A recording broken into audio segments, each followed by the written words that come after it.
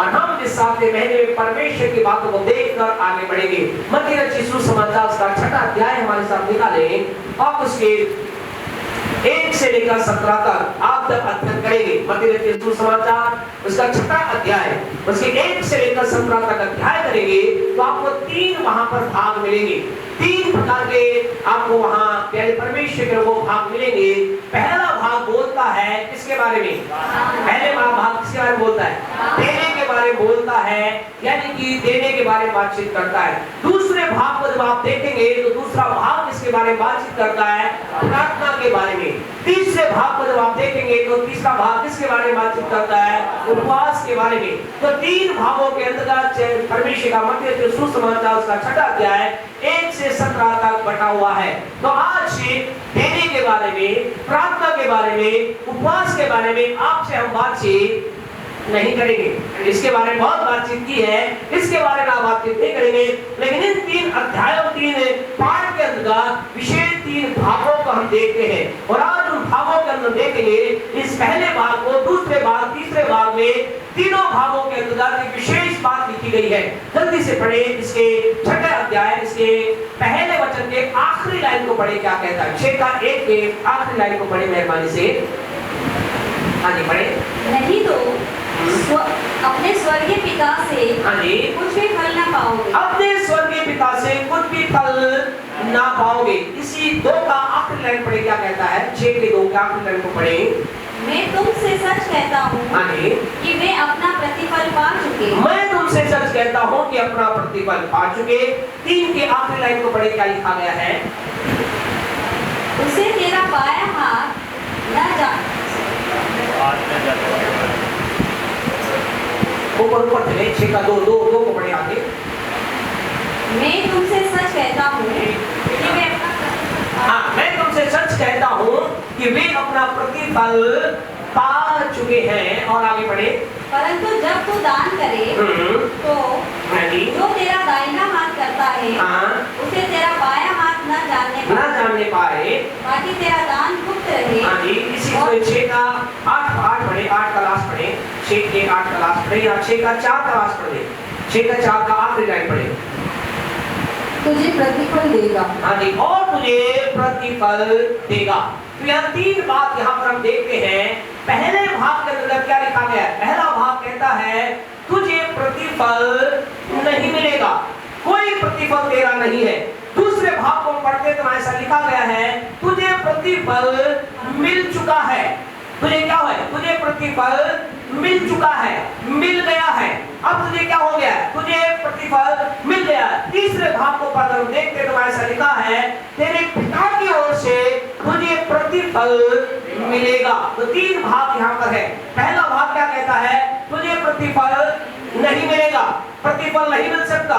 दूसरा भाग क्या कहता है कि तुझे प्रतिफल मिल चुका है, तुझे प्रतिफल मिल चुका है। और तीसरे बात में क्या कहता है कि तुझे पिता की ओर से प्रतिफल मिलेगा। आज आपसे बहुत ही महत्वपूर्ण बात करने जा रहे परमेश्वर के लोगों, हमें इस बात को देखना है। यहाँ हम जितने भी लोग यहाँ हैं, हम सब क्या चाहते? हमें प्रतिफल मिले। प्रतिफल का मतलब रिवॉर्ड, इनाम। हम जो मेहनत करते हैं, दूसरे बोलचाल की भाषा में हम पूरे महीने भर क्या करते हैं? काम करते हैं और लास्ट में क्या अपेक्षा करते हैं? हमें क्या मिलेगी? तनख्वाह मिलेगी। तनख्वाह की अपेक्षा करते हैं, इनाम की अपेक्षा करते हैं, प्रतिफल की अपेक्षा हम करते हैं। आज की सुबह आज आप परमेश्वर लोग आपसे बातचीत करना चाहते हैं। आज संसार में 3 प्रकार के लोग हैं और तीनों प्रकार के लोगों में क्या है?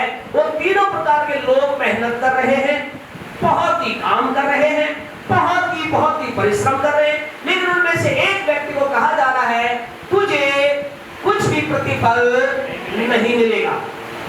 दूसरे भाग के लोग ऐसे हैं जिन्हें कहा जा रहा है कि तुझे प्रतिफल मिल चुका है। और तीसरे भाग के वो लोग हैं जिनको ये कहा गया है कि तेरा प्रतिफल आ रहा है, लेकिन वो कहां से आ रहा है?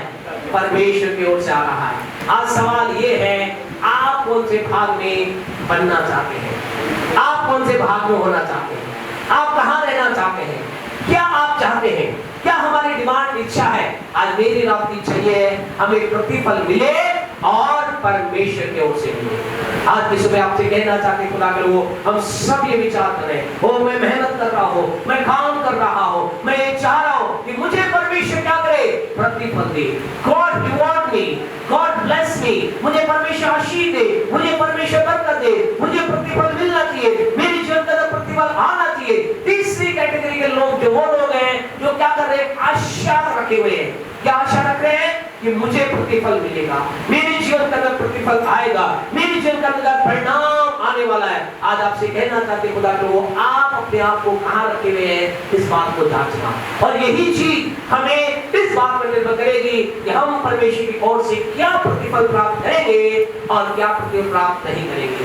आज एक ऐसे पहला समूह वो समूह है जो बहुत मेहनत कर रहा है, दिन रात मेहनत कर रहा है, बहुत काम कर रहा है, और उसे क्या हो रहा है, उसे प्रतिफल नहीं मिल रहा है।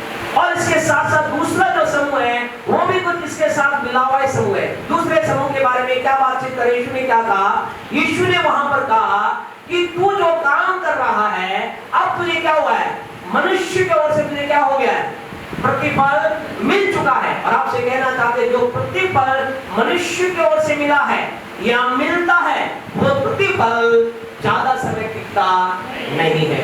आज हमें समय को बचाने के लिए प्यारे परमेश्वर दोनों भाग को एक साथ हम लेकर के चलेंगे। आज एक ऐसे समूह के लोग हैं जो बहुत मेहनत कर रहे हैं, बहुत प्रयास कर रहे हैं, लेकिन उनके जीवन के अंतर्गत या तो उन्हें प्रतिफल मिल नहीं रहा है, या उन्हें जो प्रतिफल मिल रहा है उसका वो आनंद नहीं उठा पा रहे हैं। और आज आपके जीवन के अंदर अपने आप को जांचना, अपने लाइफ को आप चेक करना, इस 7वें महीने के अंदर अपने जीवन के अंतर्गत यानी परमेश्वर के वचन की सामर्थ के द्वारा अपने लाइफ को देखना, कहीं मेरे जीवन में ऐसा नहीं, मैं मेहनत बहुत कर रहा हूँ, मैंने इस मेहनत के लिए बहुत सी बातों को छोड़ दिया है, मैंने परिवार को पीछे रख दिया है, चीजों को पीछे हटा दिया, बहुत मेहनत कर रहा हूँ। प्रभु के लोगों, आज आपसे कहना चाहते बहुत से लोग हैं, हग्गई की पुस्तक मेहरबानी से निकाले पेज नंबर 1094, वहां पर परमेश्वर के लोग हैं जो बहुत मेहनत उन्होंने की है, बहुत प्रयास उन्होंने किया है, बहुत काम उन्होंने किया है। हग्गई की पुस्तक उसका पहला अध्याय उसके 6 वचन को जो आप निकालेंगे,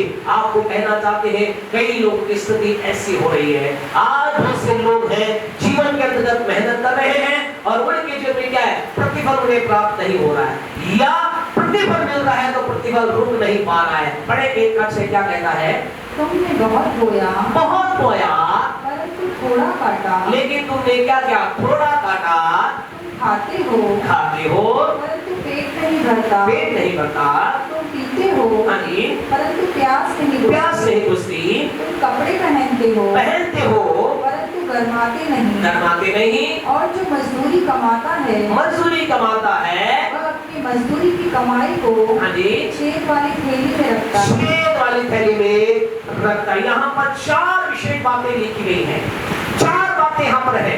पहली बात में क्या कहता है, वो कहता है तुमने क्या किया, बहुत बोया लेकिन कटनी क्या हुई, थोड़ी खाई। यानी तुमने बहुत मेहनत की, बहुत बोया लेकिन कटनी क्या आई, थोड़ी सी आई। फिर दूसरे भाग में क्या कह रहा है, दूसरे भाग में कह रहा है तुमने खा तो लिया, बहुत खा लिया, लेकिन क्या कह रहे हो, अभी पेट भरा नहीं है। तीसरे भाग के अंतर्गत ऐसे लोग हैं जो क्या कह रहे हैं, क्या बोल रहे हैं कि हमने पहन तो लिया लेकिन हमारे गर्माश हमें नहीं आए। चौथे प्रकार के लोग क्या है, चौथे प्रकार के लोग ये हैं, वो कह रहे हैं कि हमने पूरे महीने मेहनत की, हमने धन को कमाया, लेकिन जो ही धन हमारे पास आया हम घर ले जा रहे थे, हमने धन आने से पहले प्लान तैयार किया। क्या प्लान तैयार किया कि इस महीने हम ये लेकर आएंगे, हम एसी लाएंगे, गाड़ी लाएंगे, ये चीज लाएंगे, हम बच्चों की लाएंगे। लेकिन क्या हुआ, वो धन घर पहुंचते या यूं कहें उस आशीष को प्राप्त करने से पहले क्या हो गया, वो खत्म हो गया, अर्थात उस आशीष का हम आनंद ना ले सके। आज की सुबह आपसे कहना चाहते हैं ऐसे बहुत से लोग संसार के अंदर हैं, ऐसे बहुत से लोग लाइफ के अंदर चल रहे हैं जो क्या कर रहे हैं, वो पहन रहे हैं, गरमा नहीं रहे, खा रहे हैं, उन्हें पेट नहीं भरता है, पी रहे हैं लेकिन उनकी प्यास नहीं बुझ रही है, वो बहुत मेहनत कर रहे हैं, बहुत धन कमा रहे हैं, लेकिन उसका आनंद वो ले नहीं पा रहे हैं। प्यारे परमेश्वर के लोगों, आज हमें इस बात को देखना, ऐसा क्यों, क्या कारण है। परमेश्वर को आज के सुबह आप जब बातचीत करना चाहते हैं परमेश्वर के वचन से, यदि आज आप में से कोई जन इस भाग के अंदर है, हम चाहते हैं आप इस भाग से बाहर निकल करके उस स्थान में चले जाएं जो स्थान कहलाता है भरपूरी का स्थान, जो स्थान कहलाता है आशीष का स्थान, जो स्थान कहलाता है परमेश्वर की ओर से प्राप्त करके परमेश्वर के नाम की महिमा का करने का स्थान। आज मेरे